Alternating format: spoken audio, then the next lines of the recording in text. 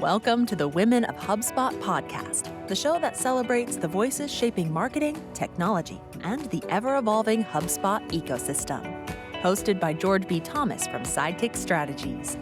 Each episode brings you the stories, strategies, and superpowers of the women driving this industry forward. It's their time. It's their mic. This is Women of HubSpot. All right, I'm super excited back for another episode of Women of HubSpot, where we talk to just some fascinating humans. Today, it's Kristen Granara, and I'm excited that you're here because otherwise this would be boring without me. How the heck are you doing today? I'm great. How are you?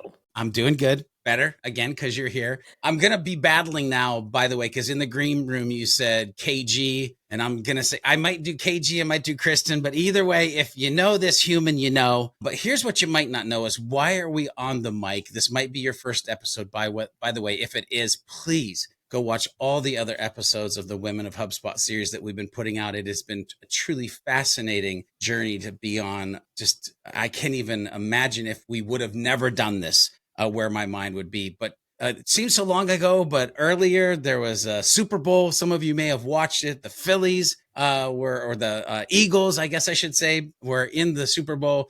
My daughter brought up a conversation about how the quarterback of that team had an all-women team behind him. And it got us into this really interesting conversation. And I was like, why are we not shedding more light on the amazing women in the ecosystem that is HubSpot and inbound? And so we kind of looked at each other and I immediately put out a LinkedIn post.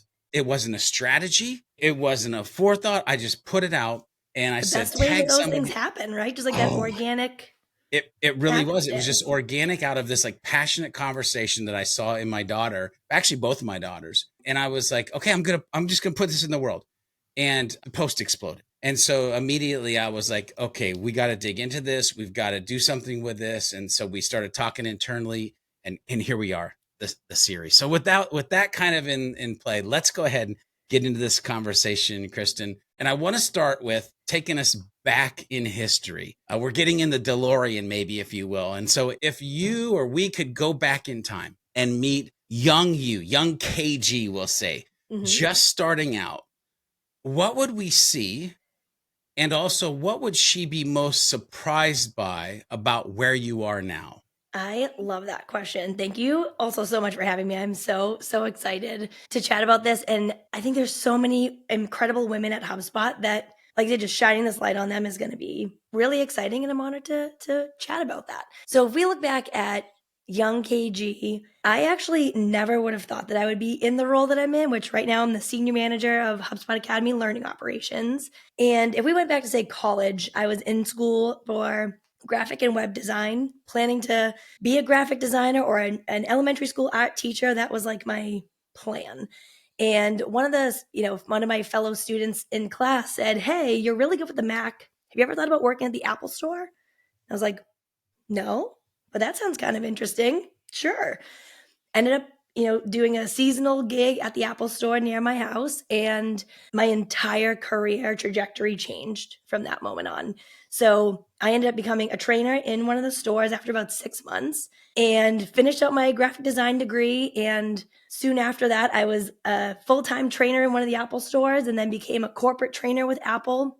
And I got to go out and facilitate these incredible trainings, which at the time was called the Creative Strategies Guest Trainer Program. So we got to go out and teach people how to be great trainers for Apple, how to create these great learning experiences, one-on-one in the stores and workshop style environments. And here we are today, learning how to continue to scale educational experiences, and landing at HubSpot Academy has been the best part of my career so far. Oh, okay. We're foreshadowing into maybe a possible question in the future with that little statement. I love that it started with Apple. It's amazing. I wish I had a data point of how many people worked for Apple but now work for HubSpot over time. So many. I know my friend Max Cohen, we've talked historically, he Apple and then moving on from that. Okay, so it's been a journey. Graphic design turned HubSpot, education. So along the way, you've had this journey. Who are some of your biggest inspirations or mentors along the way? Love that question too. And I've always found that, like I said, always wanted to be a teacher. I was a coach in a lot of different sports growing up. So I always kind of knew that like working with other people, helping them to learn, helping them to grow has always been something I really enjoyed. And looking back, every teacher that I've ever had, any manager that I've ever had that really I feel like just hit and resonated well with me and helped me to grow the most were the ones that always rooted back in helping the other people, whether it's their teammates or their direct reports, grow better and grow together. That has been hands down the best, I would say, learning experience really for me. And one of the managers that I can think of first is one of my managers at Apple at the time. Like I said, I had been a trainer in the store probably about 6 months. And then I eventually became a lead trainer in the store. And they said, we really, we nominated you for this career experience out in Cupertino. And I was like, what?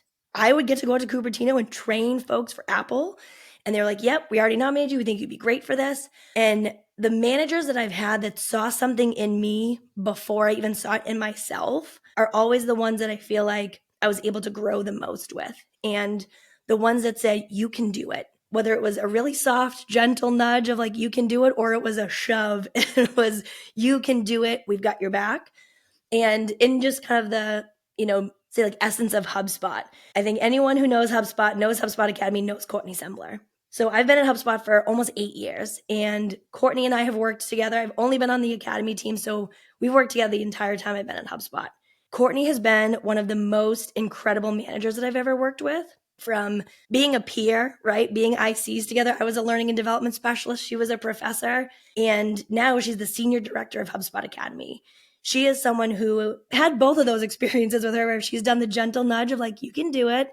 And other times where she's given me the full shove and been like, KG, you got this. Let's go do it. And again, I think what's been exciting about working with Courtney and all of the folks within HubSpot Academy is that we've all been able to grow together. And we've seen HubSpot Academy go from this small team of, say, 12 to 15 people to now over 60. And having this incredible growth together and seeing that impact has been absolutely incredible. So I'd say really, I've learned so much from not only just mentors and managers or teachers, but also everyone that I get to work with, especially at HubSpot Academy. Yeah, I love that answer. Courtney, by the way, she's a boss player. I'm just going to throw that out there. Straight shooter. I love how she's just kind of aligned her passion and her purpose and like inside of the HubSpot ecosystem and HubSpot Academy. I will say too, there was something when you were telling your story, I'm like, man, I just want to ask all the viewers and listeners, do you see the thing that is special in the humans around you before they do? And are you giving those nudges? Because I think it's so important to like, not only watch or listen to this, but take lessons away and actually transform the way that you might be somebody's,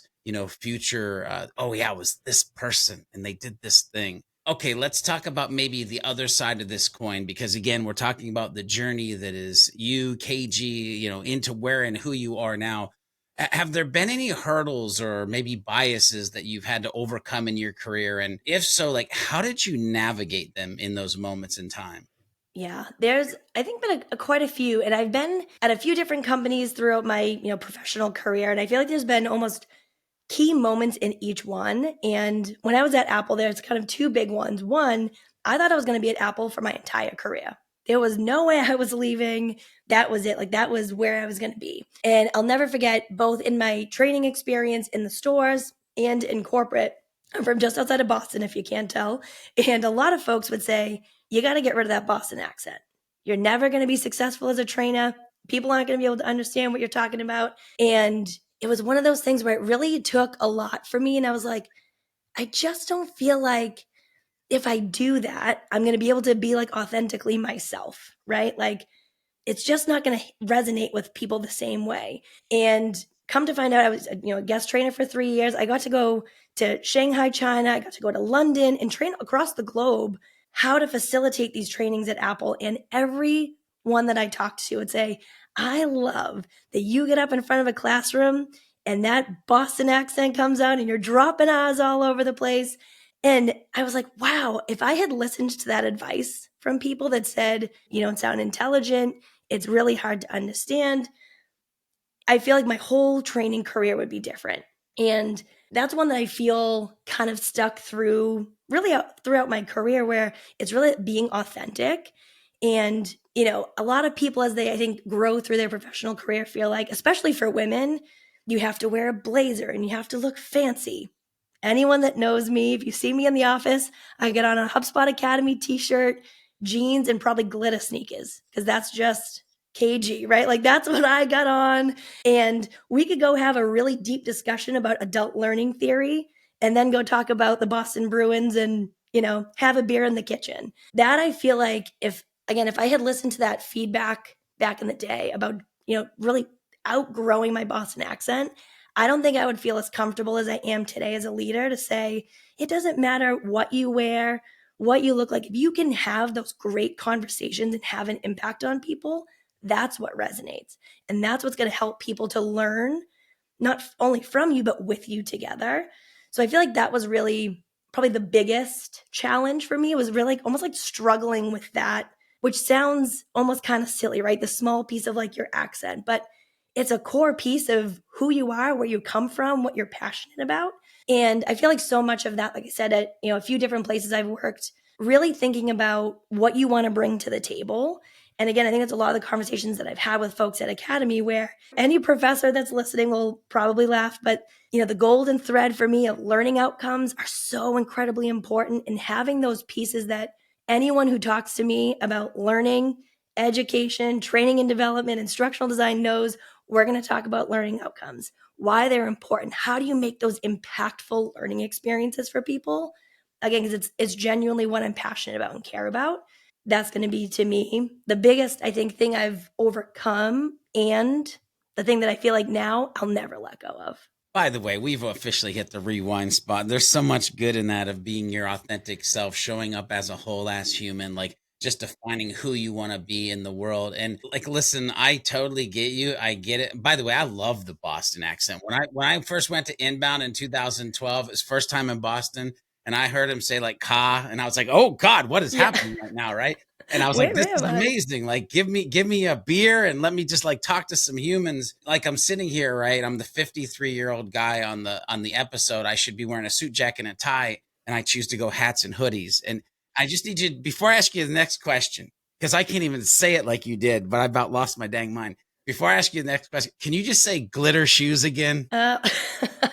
Glitter sneakers. Ah, there it is. Oh my God. Okay. All right. So let's move forward. And I get them in every color. So. There you go. I love it so much. I love it. Okay. So along this journey, have you ever faced a moment where you, Kristen, felt underestimated, overlooked, maybe even like out of place in this industry that we're in now? Absolutely. And if Courtney is listening to this, she's going to know exactly the moment in time that I'm talking about here. And one of the things that I've realized, so when I joined HubSpot Academy, I was the first learning and development specialist that the team had. It was professors, it was editors, we had a content manager at the time. And a lot of what I was trying to bring to the team was process methodologies around great learning experiences. And a lot of what I was really passionate about, I could tell wasn't fully resonating with other folks on the team, outside of our team. And I was like, but if everyone just could hear how important this stuff is, it'll make a difference and we'll be able to create all these great things. And a lot of it was because I was coming from a whole different career, a whole different industry, a whole different field, and finding the right way to talk about what you're passionate about at the right altitude with the right people can make such a difference. Because I remember sitting in a conference room with Courtney, honesty on this podcast, I was bawling. And I said, I don't know if I can do it anymore.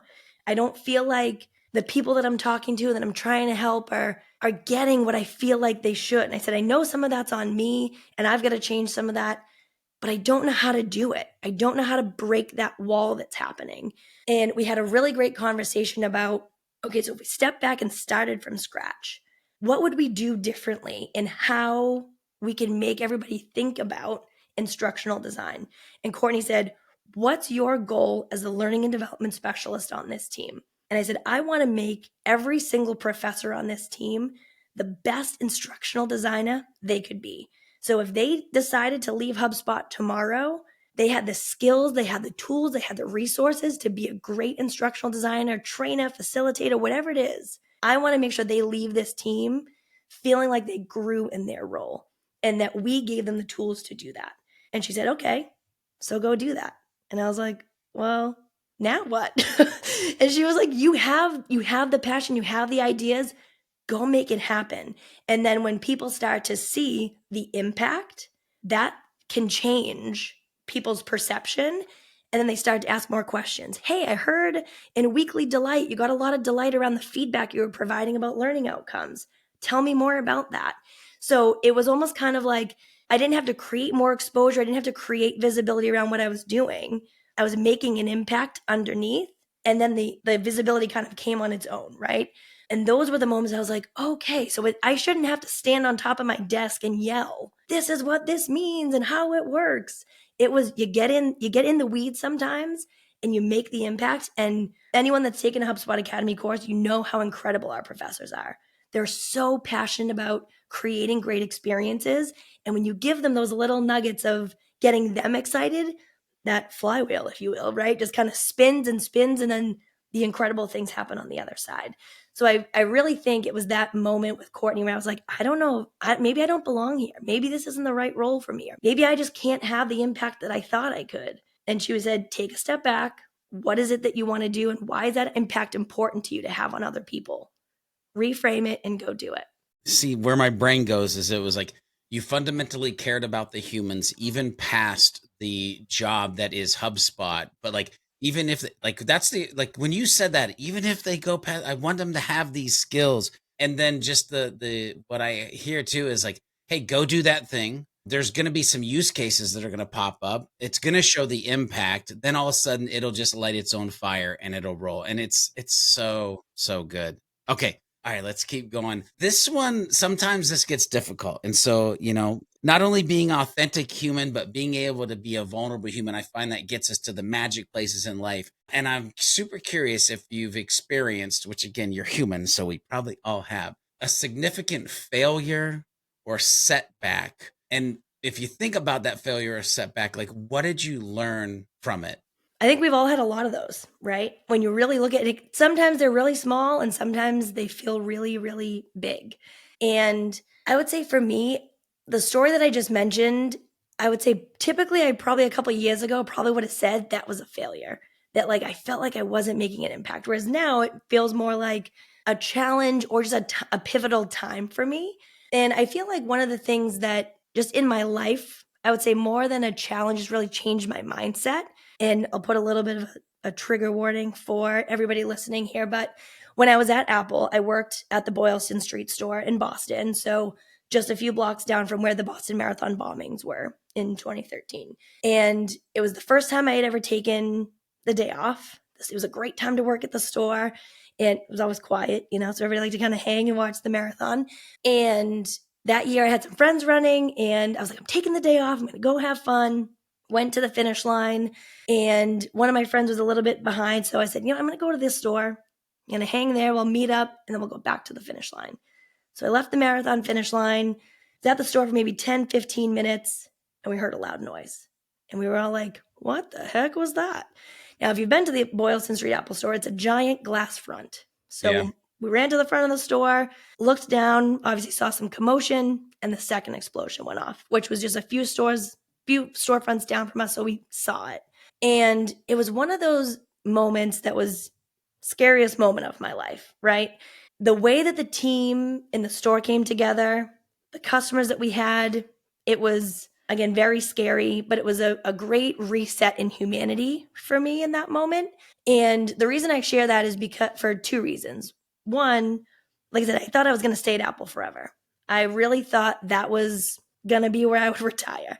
And that was a big change for me where my brother was actually in the military, had just gotten to Afghanistan a few days prior. And I just, standing in the stairwell of this Apple store, I had to text my family and say, I'm okay. And they said, what are you talking about? I said, I'm at the Apple store, but I'm okay. I'll text you when I have some more information. Cell service goes down. No one knows what's happening. And it was a moment for me where I said, okay, there's so much going on, and having to process all of the emotions of that day, I said, life is too short. Yeah. I am done thinking about these little stressors and all these things that, you're in the weeds at work and you're really frustrated. And it just had this whole change of mindset for me where I was like, you know what? I'm done. I don't want to work, a closing shift and then an opening shift the next day and working holidays and weekends. I said, I have to find a better place that I feel like I'm still living my life. I'm spending time with the people that I care about and still making an impact on the job and the career that I want to have. And like I said, I would have thought it would have been with Apple forever, but it took something really scary and really traumatic for me to say, like, I can do hard things. I can change my career. I can go somewhere else. I can have an impact and still live a great life outside of work. And it took I ended up at 2 other places besides Apple before I came to HubSpot. And, you kind of go through those moments where it's like, should I have left Apple? Maybe that wasn't the right decision. And I got an email from Mark Killens, and he said, we have this new role. We think you'd be great for it. And I was like, you know what? Maybe this was it. Like, this was the time I got shook off those cobwebs leaving Apple. Now I'm actually get to have my dream job to help scale education and help improve instructional design at this company. If I hadn't had this really horrible life-changing experience, never would have ended up where I was at. So I'm thankful for that, but it having the mindset of you can do whatever it is that you want to do if you take the jump to go do it, to go try, to make the difference that you want to see. And it was probably a couple of years after I had been at HubSpot, and we were doing a weekly delight activity, and I had put out a Loom to the team, and we had talked about being vulnerable and things like that.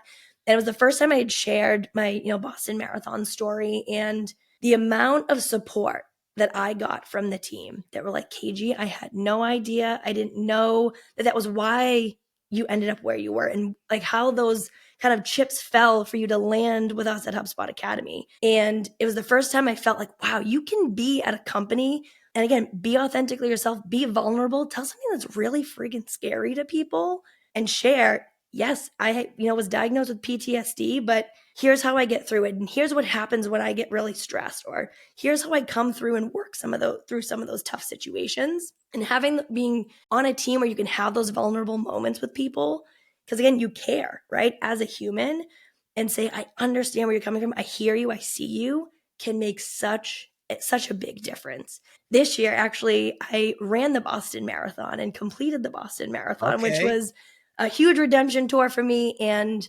if I hadn't shared that story with the team a few years ago, I think the support that I got from the team this year was like bar none incredible. I had teammates that were on the course. Courtney was there. Some of them walked me to the finish line because it was a really tough day. And, I sent out a note a couple days before, and I said, if anybody wants to send me an audio message, send me a note. I put it in my playlist so that when it's shuffling, people's audio messages would pop up throughout the race. And again, when you're authentic and when you're vulnerable with your team, even when it's something really, really scary or really personal, your team will show up for you if you, again, kind of are willing to show up for them on the other side. I love it. My brain is going so many different directions. One, I wonder how many people are watching this and listening to this and like, I want to work at HubSpot Academy, like immediately. Come hang with us. Right. The other part is I love Mark Killens. When I ended up in the inbound ecosystem, it was Mark, Sarah Bedrick, and Chris LaDolce on the world's largest webinar that we actually won tickets to in 2012. And so I think in 2016, I got a chance to sit down with Mark and get interviewed for like a whole, anyway, not why we're here, but just the amazing humans that have been in your life, Mark, team, Courtney. But what I really take away from that last section is the power in sharing your story and the camaraderie that happens when you do that and you just kind of just show up, again, how we're kind of talking about as who you are. Okay. All right. This is so good. So let's keep going. I want to talk about empowerment. Ooh, okay. One of my favorite words. Yeah. So, well, good, because the question is, what does empowerment mean to you? And Kristen, how do you pass that on to others in your field? That is such a impactful question. And I don't know if my answer is going to be different from other people's, but I would, I think, pretty much double down on this. I think empowerment is different for everybody. And I say that because when you think about it from a learning and development lens, right? How you empower anybody is going to be totally different from the last person that you worked with. So if you don't figure out what it is about George B. Thomas that gets him excited and inspired, that's not going to happen, right? So I think that's what I love about teaching so much at the core of it is figuring out what's that little spark of inspiration for someone. For any of our Disney fans out there, it takes one spark of inspiration, right? That little piece will be what happens. And I think a lot of times people say, like, how do I go empower someone? Versus saying, I actually need to go find that little switch and turn that on for somebody else. They're going to be excited and inspired and empower themselves. And that is so much more powerful and impactful than trying to figure out how do you do that for everybody, right? Because what's exciting and engaging for you is going to be different than what's exciting and engaging for me. And even what's exciting for you today might be different than tomorrow. But if you can get somebody excited about something, doesn't matter if it's today, tomorrow, or 3 years from now, if they're excited and inspired by it, that empowerment almost kind of takes care of itself. And again, I think that's what learning is all about, right? How you get people to want to continue to learn and be those lifelong learners of life, not just about a particular topic or, tool even, right? How do you get someone to just love and crave learning and they're going to be able to really empower themselves to do anything? Oh man, so good. Okay, so now that we know what you think about empowerment, I'd love for you to share a moment in your career where you felt especially empowered and maybe even proud of what you achieved based on that. Yeah, and I think even just the learning operations team for HubSpot Academy in general has been a very empowering experience for me. So like I said, when I joined the team, it was myself, one content editor, a content manager, and that was it. That was our content team. We had professors and we had managers, but our small group was teeny tiny.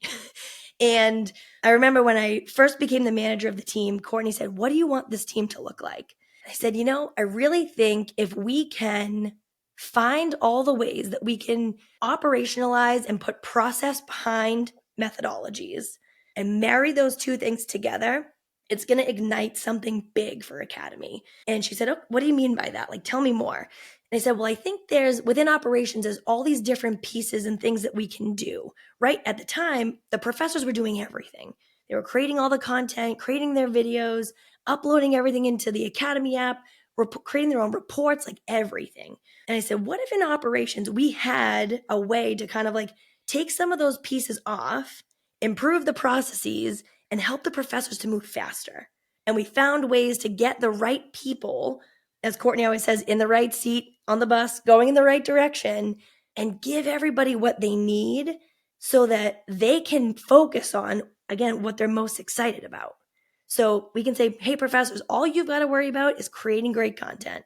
Then you hand it over to operations and we got you from there. We'll get it into studio. We'll do all the content management. We'll do all the reporting. And we've kind of over time built all these different roles. And now we have 16 people within operations for HubSpot Academy. And it's crazy to look back at that and say, wow. Courtney and I were just talking about it recently. And I said, I can't believe that the team is so big. And there's so much that happens through what still also sometimes feels like a tiny team, right? We have a couple of editors, we have a couple folks in each different lane, but the impact that they have because they're so focused on certain areas, we're able to scale. And now with AI, we're adding a whole new layer into how can we work even faster? How can we make sure we're still really accurate, but we can be as efficient as possible? And again, we have kind of these little groups that then all work together to make it even more impactful. So it's really, I would say the last 3 years within Academy, I think have been the most empowering for me, where it's been, okay, we're seeing push, we're seeing drive, and the amount of content that HubSpot Academy has able to put out in the last couple of years has grown exponentially. And so much of that is because the entire team, everybody works together in a way that feels smooth and can still continue to improve and get better, right? So we're always looking at it saying, how can we like tweak this even more? And again, because the whole team is focused on how do we, and the three things for us this year is accuracy, efficiency, and speed. So every conversation is, okay, within operations, anything we're working on should touch one of those three, if not all three. And what's the impact on the professor team and the output from that group and our programs group to make sure that they're going to be successful? So again, seeing the impact of that work, I think has continued to like push that momentum of feeling really empowered and again, really excited about the impact we can have on the whole team. I love it. There's so many operational nuggets along the way that I hope people are writing down in their notepad. All right, so I'm super curious on this one, and this kind of gets to the crux of like the conversation. If you could change one thing about how women are supported in this industry, KG, what would it be? That's a deep one. That's a deep one. I don't know if I would say supported because I think there's a lot of legs to that and a lot of different elements to it. What I really hope for any woman that's listening or for anyone that's really feeling like they're not being heard, I want everyone to feel like they can find a way to stand in what they're passionate about and really double down on why it's important to them.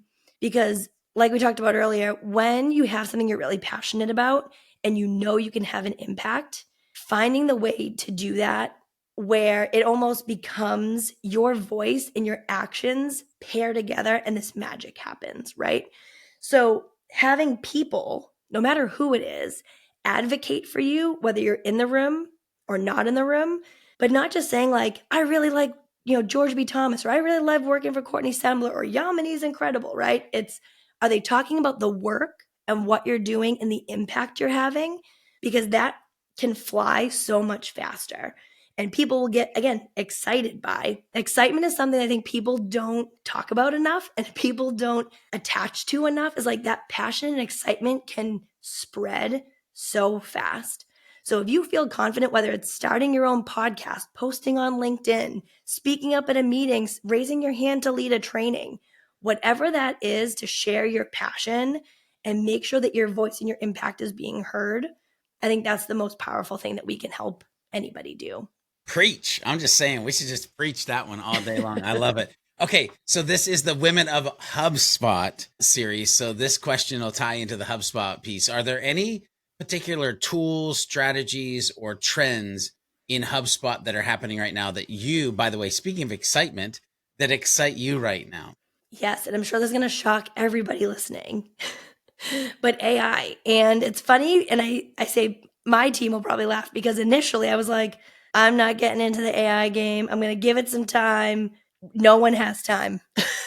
You got to be on board. You got to figure it out. And there are, I think, especially for us in operations, the potential that's out there for AI within learning operations is massive because there are so many different pieces. Like I said, we kind of focus a lot on methodology and strategy and tech stack, localization, publishing, content management, all these different data, all these different elements that when you really look at how AI can support what you're doing, it can be a true game changer. And at the end of last year, when we were talking about planning for this year, and I said, I really think 3 pillars for us can be accuracy, efficiency, and speed.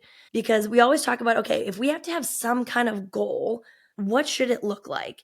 And I said, I really want us to focus on those 3 things, but finding it to be more of, it's very easy in, I think, operational type roles to focus on rules, right? And structure and feeling very rigid. And I said, I want us to find a way that we can almost have these, I kept thinking of them almost as like little levers, right? Where it was like, this lever goes up and down, this one goes up and down.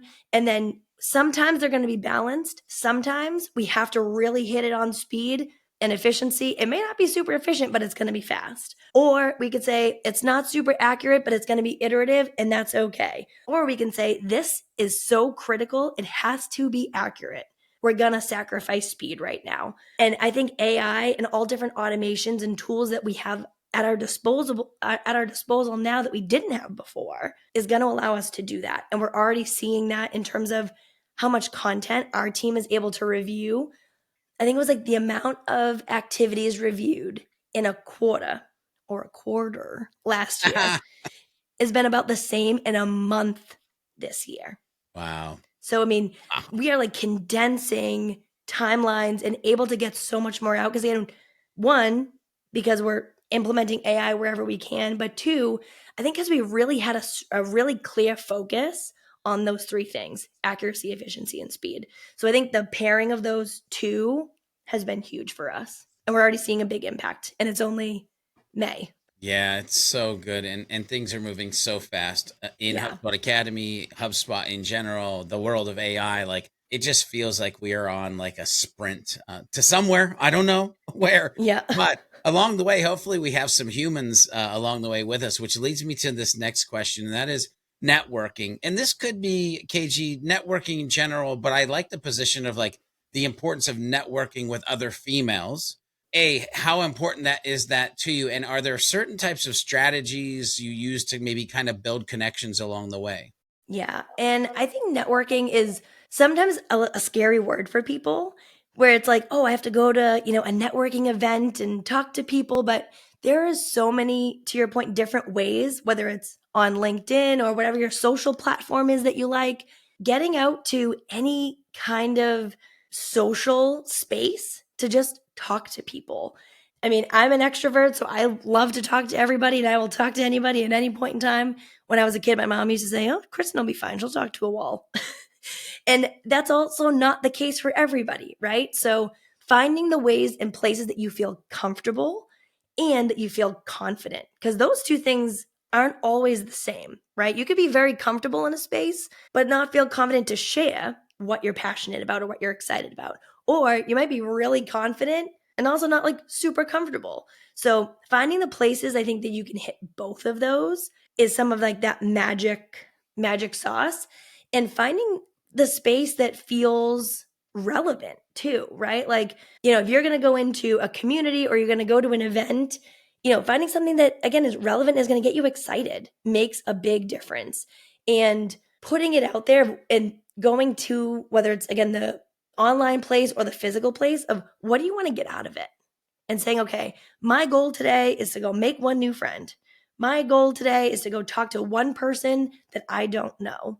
And if you don't feel comfortable, finding ways that you can say, okay, what is this going to look like for me in a way that would feel maybe semi uncomfortable, but I feel confident enough to make up that gap and then hop into a conversation. Courtney tells me all the time, she's like, you got to get on LinkedIn more. And I'm like, okay, I will get on LinkedIn more, I promise. It's hard, right? Like there's, I think sometimes those feelings of like, who wants to hear what I have to say about XYZ? And then you find the right spot and someone's like, I would talk to you about learning outcomes all day long. And I'm like, oh, okay, great. There's plenty of people who want to talk about this stuff. So again, it's about finding, I think, what's relevant, what's exciting. And then again, finding that nice balance of comfort and confidence, or finding a place that makes you, maybe pushes you out of both of those comfort zones and confidence zones to build it so that you can continue to grow in those network areas. Yeah, listen, just so you know, as somebody who's created, I think maybe over 4,000 HubSpot tutorials, interviewed, I don't even know how many people. If you were putting out content around that on LinkedIn, I'd be following you. That's for dang sure, because I'm always curious about that kind of stuff, like and trying to get better at what we do. So earlier in our talk, I said I think you might be foreshadowing to a question. I think I know the answer to this, but I might not know the answer to this. So therefore, I'm going to continue to ask this question. And that is, what has been the most rewarding aspect of your career so far? The amount of people that I have had reach out to me over the years, from Apple, from the other two places that I worked, which were Brain Shark, and at the time it was Patna's Healthcare, which is Mass General, Brigham and Women's Hospital, all these incredible hospitals in our area. And then now at HubSpot, where anyone who's reached out to me and either said, I was in your training, I was in one of your classrooms, I took one of your courses, and said, it helped me. End of story. Those are the best messages I ever have gotten. I recently got a text from someone who I worked with at Apple, and we were in this training class together, and it was out of nowhere. I haven't talked to this person in years. And she said, I just want you to remember you had an incredible impact on a lot of people. Mm, Don't ever forget it. And I started crying. I lost it. I yeah. was like, that just hit so deep, because knowing that whether it's, helping someone to find their career path, helping someone to find their passion of teaching, helping someone to be excited about instructional design, being able to have an impact on anyone, big or small, to me is what it's all about. And whether it's, I'm a cheerleading coach, I've coached Taekwondo, and then being in this training and development space for the last lot of years, I won't put that number out there, is incredible, and why I've still stayed in this field. That was one of the things that I think probably the question I would say I get the most is, how do you stay in this field and not get burnt out when you're teaching the same things? Instructional design hasn't really changed that much. Don't you get bored? And I was like, no, because one of the things that I feel like is the most empowering and important things to learn as a teacher of any kind is, this might be the 500th time you've taught somebody how to do X. It could be their first time learning it. So again, if you want to get them excited, you've got to teach it like it's your first time teaching it. And you are so pumped for them to learn how to do this and spark that inspiration for them. And if you have that mindset as again, any kind of trainer, instructor, whether it's sports or technology, right? Whatever it is, that is going to be what impacts people. It's going to be what, to your question earlier, that's what empowers people when they get excited and motivated by something. So I think anytime I have those conversations with folks, whether it's from, 20 years ago or it's from last week, that's what keeps me motivated to do it, and is 100% what is my favorite moment in all of this career field. Yeah, I love this so much. We are definitely kindred spirits. You talk about impact. I always call it the ripples. I just want to see the ripples at the end. What dent did I make in the universe that I've been part of? Also, I did jot down a note to self: do not pick a fight with KG. I heard Taekwondo in there, and Yep. so I'm good. I will not do that. Will not do that. I'll protect you. Don't worry. So let's do this. It's time to give a little bit of advice. And by the way, we're going to start to land the plane here and get you back to your daily, and also the viewers and listeners back to their daily stuff that they love to do because they're super passionate about it. But what advice would you give other women who might want to choose a career path like this? I would say two pieces that I think are the biggest ones. One, don't be afraid to change. If you feel like you're not passionate about it anymore, if you feel like it's just not what you want to do, or you feel like you're not getting the impact that you need out of it, don't be afraid to make a change. Or if you are afraid to make the change, do it anyway. Because the impact on the other side is going to be huge. And I wish more people talked about that, of whether it's leaving the company, leaving the school, leaving the field, or just saying, I don't want to do this anymore. I want to go become an instructional designer. Do it. There is a great big beautiful tomorrow for our Disney fans out there. There's so much more on the other side of that, fear and change that you can bloom and grow from. And the other one is going to sound super cheesy, but always find an opportunity to learn. There's always going to be something you can learn in every way, shape, or form. I just actually did my master's degree in instructional design in 2023. I graduated. And it's, again, one of those things where I was in the field for a long time, and I was like, oh, I'll get back to school. I'll officially get my degree.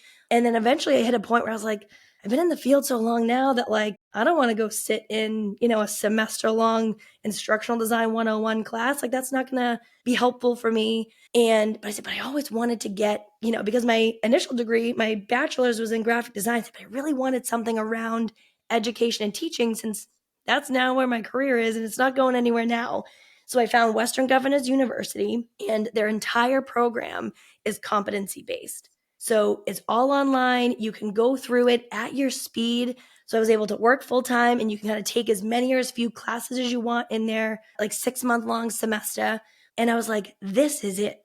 This is what I needed. I needed to find the right program for me. I could pass through all the courses that I was teaching and creating and working in for years. And then I still was able to dedicate the time to the things that maybe I didn't learn on the job, or things that were a little bit more in that academic space of adult learning. And I was so excited to do it that when I finished, I was like, hell yeah, I did that. I'm still learning, and I'm still learning new things. And having that mindset that there's always something new to learn, whether it's a new process or how you can evolve or change your current processes, that is going to keep you moving. And that is key. When you think about like as a human, right? There's like a body in motion stays in motion. A brain that keeps learning is going to be excited to keep learning. So I think if you can have those two pieces, don't be afraid of change or change through it, even if it's scary, and then always finding a way and place to learn that you feel good about, you'll be able to go so far. Yeah, I want to go write a blog article now, the power of the leave or the power of the Yeah. pivot or something along Yeah. those lines, because I agree with you. So many more people need to get comfortable with that. I have a buddy who calls me a transition specialist because he's seen me go from this to that to this to that through life. And it just is, it can be a superpower. It's so good to hear your story because there's so many things that I just believe people can learn out of it. Like, I mean, it might have been a question ago. Like, I can't get it out of my mind. It's like, it's somebody's like day one, right? And just even in the thing that we were just talking about, it's this idea of like 1% better each and every day. So now I have to ask you this question. Yeah. Like, you've got your master's. What's Kristen's long-term goal or goals? I feel like I have so many. So many. And really, I think on a personal level, I just achieved a really big one, which was finishing the Boston Marathon. And funny enough that you just said 1%, because there was a group of people that were running right before me, like right in front of me in probably like a Natick around the route. And the back, they had bright red t-shirts, and the back it just said in big letters, 1% better. And I was like, I literally, people the whole time are going, 1%, 1%. Because it really is like, if you can just focus on doing things 1% better every day, every week, however long that is, you're going to make a difference. And when I think about the goals for me, when it comes to work especially, I want to make sure that we can continue to improve our processes for Academy and finding a way to make everything feel smooth. We were actually at the product summit out in Dublin in March, and one of the quotes from Brian Gorbett, who is the head of our Academy product group, and he said, a lot of people want to move fast. They always want to move fast, fast, fast. And he said, what a lot of people forget is that slow is smooth and smooth is fast. And I was like, tattoo it on my forehead. Oh my God. I said, that's it. Like finding those ways to make everything feel smooth is a big, big piece for me. I would say even over the next like 2-3 years for Academy, right? How do we continue to find every little nook and cranny that can get smoother and just feel like we're gliding on glass? So, you're always going to hit speed bumps. You're always going to hit friction, right? But where are those places that we can be in ops, like 10 steps ahead and like remove the blockers for people before they even come up? That's what I really want to continue to focus on, is like, how do we continue to make those things feel smoother, feel better? And again, just keep people excited, because again, I've been in those roles of creating content, whether it's delivering sessions live or, creating a program or creating on-demand content. I've been in all those roles. It's very easy to get burnt out in a lot of those things. So the better experience we can help the team to have, the better content they're going to turn out, the better experience they're going to have, and hopefully the longer they stay and create great things for HubSpot Academy. Love it. Love it. 2 more questions for you. Yeah, I could talk to you all day. This has been so fun. I It's can't believe it's already gone by so fast. I know, it's been such a great conversation. So, what is a surprising or little known fact about you that people might not expect? Ooh, I actually just kind of buried the lead a little bit earlier with this one. So I did Taekwondo for 13 years. And it was funny because growing up, so I was a cheerleader and I did Taekwondo. And people at cheer were always like, you don't fight people. And people at Taekwondo were like, you are not a cheerleader. And there was always kind of like duality, like perception, I feel like. And I was always like, but you can do both. And that was always really, really fun to me. And I always loved that. But yeah, I loved Taekwondo. I coached for a long time. I competed in the Junior Olympics. I competed in the Senior Nationals. I coached our junior national team. So one of those things that it feels like it was a lifetime ago. But yeah, a lot of people, I feel like that's always like my fun fact. Yeah, that is a fun fact. My goodness. Okay. My brain's almost actually kind of broken. I'm like, wait, what? Junior what? Okay. So finish this sentence for me. Success to me means blank. Being happy. End of story. To me, if I feel happy, and I don't mean happy like being happy all the time, right? Because we know that is not realistic. But if as a whole around life, relationships, work, I feel happy and I feel like I'm still motivated, I feel like I'm still making an impact, I'm good. That is the big thing for me. I know a lot of times folks ask for advice around career development, career changes, things like that. And I always say, like, it's about why you're doing it, right? So, like, for me, I'm always very open that I'm like, whenever the next role comes up or promotion or whatever that is, great. We'll talk about it then. I'm not motivated by a title. I really want to focus on being happy with making an impact on people. And again, building relationships. I will collect relationships like infinity stones. I want everyone to be friends. I want to have a good time. And that to me is the most important and where I will feel successful in my life, that I have good relationships, that I'm passionate about my work, and that I'm having an impact all the way around. I love it so much. And before we go, I'm going to help Courtney and you at the same time. If people want to reach out and connect with you because they love this interview, where do you want to send them? LinkedIn. Yeah, come chat on LinkedIn. I am actively working on getting better at it. But yeah, let's chat. Like I said, I could talk about adult learning theory, instructional design, HubSpot Academy, all those things all day long. So if you want to come chat about being a woman in the field, how to get better, career advice, any of those things, or if you're like, hey, instructional design sounds really cool and I want to learn more about it, let's chat.